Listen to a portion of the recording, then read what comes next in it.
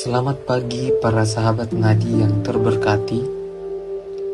Di awal hari ini kita patut bersyukur kepada Allah atas hari dan kehidupan yang baru yang Ia anugerahkan kepada kita. Kasih Allah selalu dianugerahkan kepada kita sebagai tanda bukti dan cintanya yang tanpa batas kepada kita. Pada hari ini, tanggal 12 November 2025, pada hari Rabu pekan biasa ke-32, nutrisi rohani kita pada awal hari ini diambil dari Injil Lukas bab 17 ayat 11 sampai 19 dengan tema mengucap syukur. Para sahabat Nadi yang terberkati, sudahkah kita bersyukur hari ini? Mengapa kita perlu bersyukur? Dalam hidup sehari-hari, syukur selalu dikaitkan dengan hal-hal yang baik.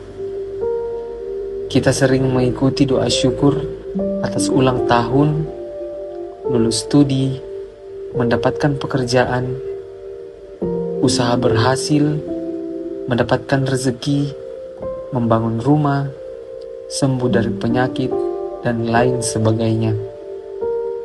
Kita bersyukur karena menyadari dan mengalami kasih Allah yang begitu besar yang telah Ia limpahkan kepada kita.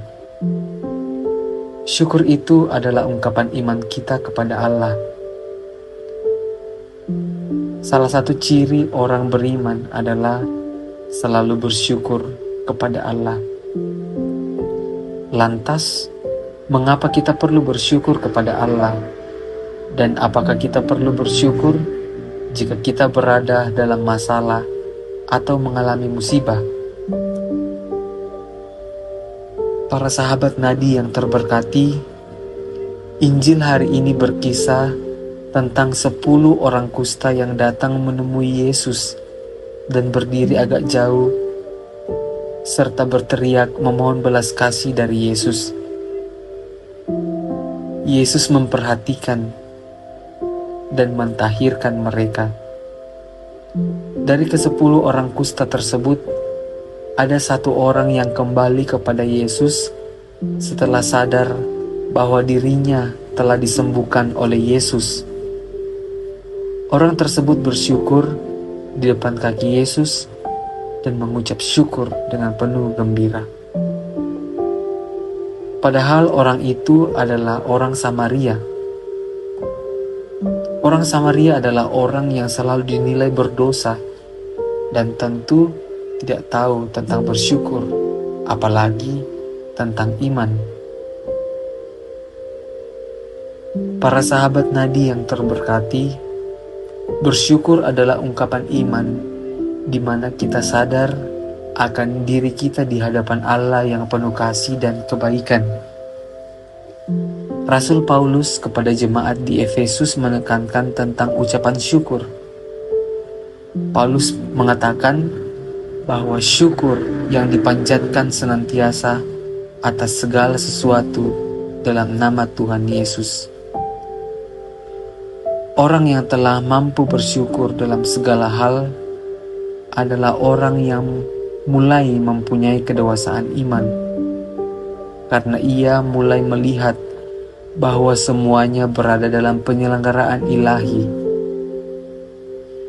Dengan demikian, kita tidak hanya bersyukur saat kita berada dalam situasi yang baik, tetapi juga tetap bersyukur ketika kita berada dalam situasi yang tidak menguntungkan menurut ukuran kita manusia, karena penyelenggaraan ilahi Allah tidak pernah dibatasi oleh kelemahan dan ketidakmampuan manusiawi.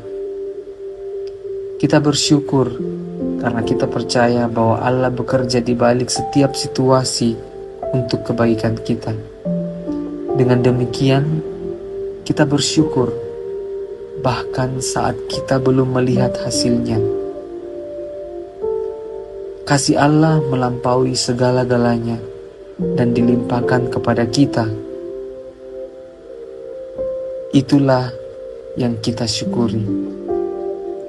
Orang Samaria dalam Injil kembali kepada Yesus dan mengucap syukur karena menyadari kasih Yesus sebelum dan setelah ia ditahirkan. Kita pun bersyukur bukan pertama-tama karena hal indrawi manusiawi, tetapi karena kasih Allah. Kasih Allah itu tidak pernah dibatasi oleh akal dan sisi manusiawi kita. Kasih Allah itu tanpa batas dan tidak bisa dibatasi, dan selalu Ia limpahkan kepada manusia. Karena Allah adalah kasih. Ungkapan syukur setiap saat kita rayakan pada inti kehidupan gereja, yakni dalam Ekaristi.